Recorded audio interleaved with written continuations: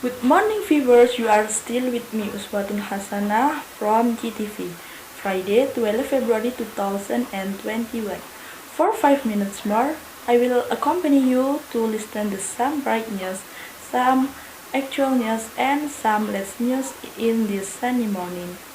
The first is about rain falls continuously, Aceh Jaya affect the flood. Heavy rain which has flooded the south coast region of Aceh with high intensity during the last 3 days, resulted the overflow of the river trunk along the 9 districts in Aceh Jaya region.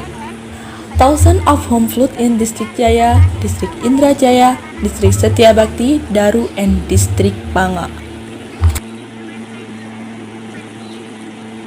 The water level ranged from 1 centimeter to 3 meters. Most citizens had moved to the second floor of their home, but there were some citizens still staying at home in some places in District Jaya and Daru, because the water did not paddle too high. Besides flooding the home, it also paralyzed the activities of citizens.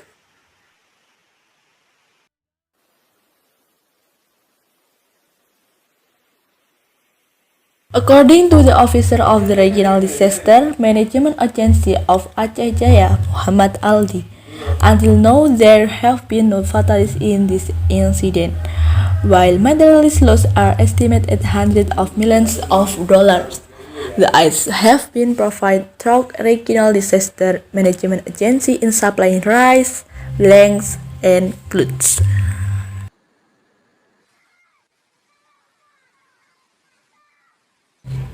The Regional Disaster Management has distributed the aid for the citizens in emergency situations, but due to the limited stock and there are some areas still difficult to reach, not all assistance can be dispensed evenly, but we will try to channel all the assistance provided, said Muhammad Aldi. Officer of the Regional Disaster Management also alert in response the flood report in Aceh Jaya district due to the rain which is flowing continuously.